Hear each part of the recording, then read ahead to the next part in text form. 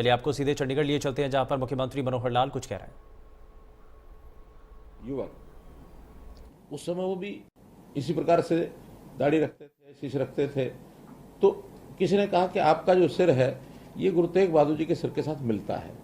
अगर ये कुर्बानी आप करो कि अपना शरीर जो है धड़ से अलग करके, यानी सिर धड़ से अलग करके अपना शरीर आप मुगल की सेना के सामने अगर अड़ा दोगे, तो गुरु तेग बहादुर जी का जो शीश है वो सुरक्षित आनंदपुर साहब पहुंच जाएगा और आपके शीश को धोखे में वो ले जाएंगे।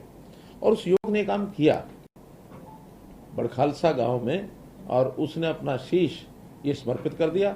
आज भी उस स्थान के ऊपर उस खुशहाल बाबा खुशहाल सिंह के नाम से वहाँ एक गुरुद्वारा भी है, वहाँ एक स्मारक भी है, एक उनका एक लगा है, स्टैचू भी लगा है।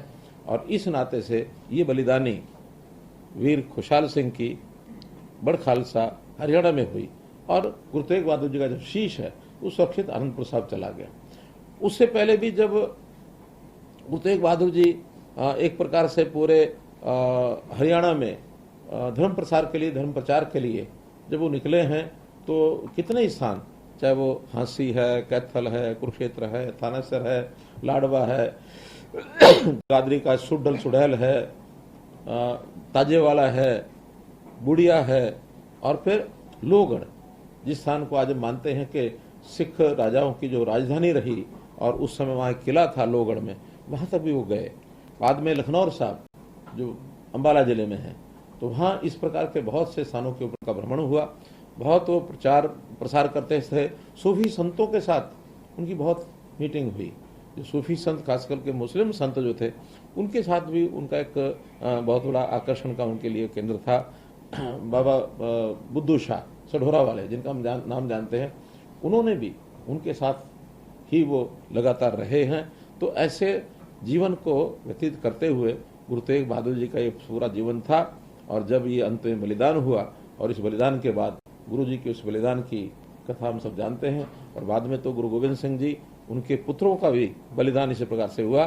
तो गुरु गोविंद सिंह जी के बारे में कहते हैं कि सर्वंश जिन्होंने कुर्बान कर दिया, इस प्रकार का सर्वंश कुर्बानी, ये गुरु गोविंद सिंह जी के बारे में जो कहा जाता है। तो आज नई पीढ़ी को प्रेरणा के लिए हम लोग ऐसे महापुरुषों के जीवनियाँ समय समय पर बनाते हैं।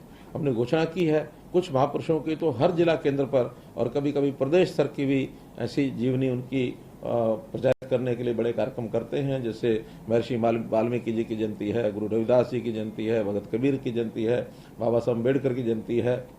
इससे पहले हमने गुरु नानक देव जी का 400 साला, हमने गुरु गोविंद सिंह जी का 350 साला, वो भी कार्यक्रम किए थे।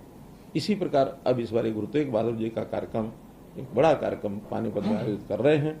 और मैं समझता हूँ उसमें पूरे हरियाणा के जो लोग पहुंचेंगे, खास करके नौजवान शक्ति, उनको गुरु जी के जीवन से प्रेरणा मिलेगी। देश के लिए किस प्रकार से बलिदान होना, जिस प्रकार से कुर्बान होना, ये इतिहास की बातें हो गई हैं, लेकिन आज समाज के लिए, देश के लिए अपने जीवन को अर्पण करना, इसकी आवश्यकता आज है।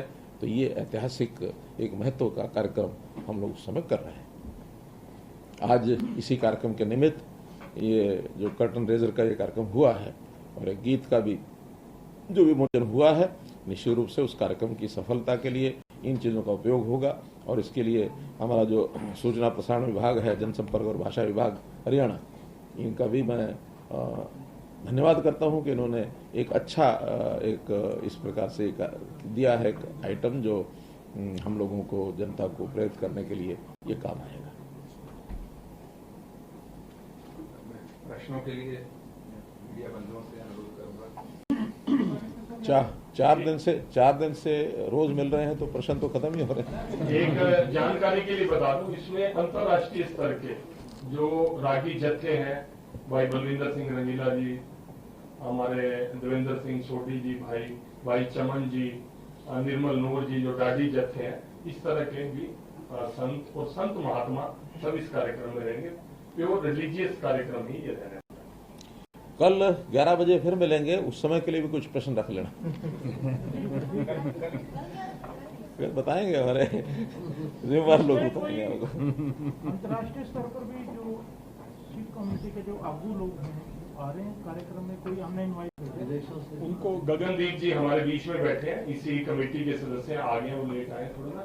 तो उनकी जिम्मेवारी लगी है अंतर्राष्ट्रीय स्तर पर भी, जो आगे उनको भी जाए और अदर स्टेट्स के भी, पंजाब, हिमाचल, जम्मू कश्मीर, वो सूची तैयार करके माननीय मुख्यमंत्री जी के माध्यम से भी और स्वयं भी संपर्क करके बुलाया जाएगा और सभी अपोजिशन के लीडर भी सभी धार्मिक। प्रदेश के लगभग 100 के आसपास ऐसे संतजन जिनकी हमने एक कमेटी भी बनाई है, उसमें रखा है, उनको निमंत्रण चले गए हैं। एक बैठक भी यहाँ मेरे निवास पर ही हो चुकी है। जनता को बुलाने के लिए, निमंत्रण देने के लिए एक कार्यक्रम पानीपत में हो चुका है हमारा बड़ा, लगभग 800-900 संख्या थी। अभी एक करनाल में है 8 को, हाँ जी, 9 तारीख को 4 बजे करनाल डेरा कार सेवा में बड़ा कार्यक्रम है।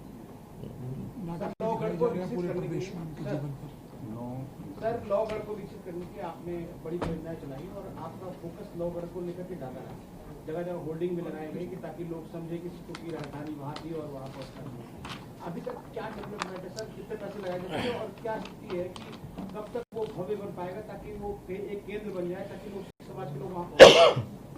देखिए, उसकी कल्पना की गई थी, पिछला जो हमारा सत्र था उस समय की गई थी, लेकिन एक तो उसमें कुछ कागजी प्रोसेस ये काफ़ी लंबी थी, वो पूरी हो गई है। ट्रस्ट का रजिस्ट्रेशन हो गया है।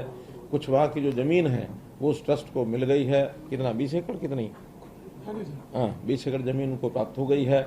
अभी तो एक मात्र वहाँ गुरुद्वारा चलता है। एक फंक्शन भी हमने किया था, मैं स्वयं गया था, लेकिन क्योंकि कोविड के कारण से ये चीज़ें प्रारंभ हो नहीं पाई। अब सारी चीज़ें कंप्लीट हैं। इस बार बजट में हमने 5 करोड़ रुपया उसका प्रारंभ करने के लिए रखा है और अब एक वो जो ट्रस्ट बना है उसकी एक बैठक हुई है पिछले दिनों में। दूसरी बैठक में कुछ ना कुछ योजनाएं लेकर के लोग आए, क्योंकि नॉन ऑफिशियल भी हैं, ऑफिशियल भी हैं, सब लोग हैं। उसका काम अभी प्रारंभ होना है। अभी हरियाणा जो एसजीपीसी है उसका क्या स्टेटस है? हरियाणा एसजीपीसी, जैसा हमको मालूम है कि एक कमेटी बनाई गई थी 18 महीने के लिए, बाद में विषय कोर्ट में चला गया था और कोर्ट के अंदर अभी वो पेंडिंग है। उस कमेटी के भी कुछ लोग यानी दूसरी कमेटी में चले गए, कुछ का ज्वाइन हुआ, कुछ की डेथ हुई। 10 नए मेंबर भी उस कमेटी में जो खाली स्थान थे वो भर दिया गया है।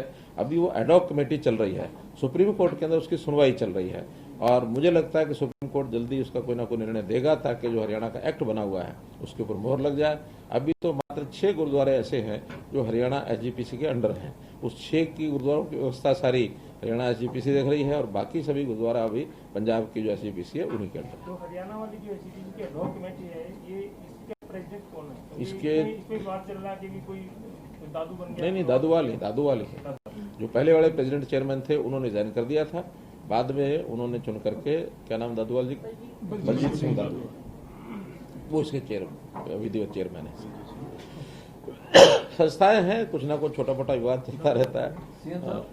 ये जो सूचना जनसंपर्क विभाग में डॉक्टर अमित अग्रवाल जी के नेतृत्व में ये जो शब्द जो तैयार किया है, वाकई तारीफ के काबिल है। अगर इस शब्द का जो है गुणगान जो है, या पहले अभी सब कैसेट इसकी बना के गुरुद्वारों में या अन्य जगह पे पहले से अगर बेची जाए तो ज्यादा प्रचार होगा। अभी आज से वही शुरू करेंगे। आज लॉन्च किया, आज से शुरू हो जाए, क्योंकि इसको शब्द ही कहेंगे। हाँ, क्योंकि आज इसको लॉन्च करने का अर्थ ही ये था कि इसके बाद इसको प्रचार का जो काम है पूरा हरियाणा में सब जगह। अभी हमारे पास समय है, आज तो अभी 6 तारीख है, 24 का कार्यक्रम है, 17-18 दिन है, तो जल्दी से। आजकल यूट्यूब का जमाना है और सब कुछ यूट्यूब पे डालते हैं, यूट्यूब और टीवी पे चले, टीवी पे भी सब सभी चैनलों पे चले। हाँ, पूछिए, कल के लिए बचा लेना। नाटक 9-15-16 ये पानीपत में जी ये जो नाटक है, करनाल, हांसी और कैथल 3 हो चुके हैं सर, और ये पंचकुला, पानीपत और जींद 3 होने हैं। 6 नाटक गुरु साहब के जीवन पर दिखाए। एक मुझे जो गुरविंदर सिंह जी ने जानकारी दी है कि गुरु साहब की जीवनी पर एक नाटक तैयार किया गया है और वो नाटक हरियाणा पंजाबी साहित्य अकादमी ये सब तरफ जाकर के उस नाटक को दिखाने के लिए योजना बनाई है। अभी 9 अप्रैल को शिवाजी स्टेडियम माल टाउन पानीपत में ये दिखाया जाएगा। 15 अप्रैल DAV senior century school urban state Jind में। 16 अप्रैल 2022 को इंद्रधनुष ऑडिटोरियम पंचकुला में हिंदी चादर। तो सिरसा में भी एक आधा सर, इसमें कैथल और हांसी और करनाल 3 हो चुके हैं 3 की और डिमांड है, वो भी दे दी है।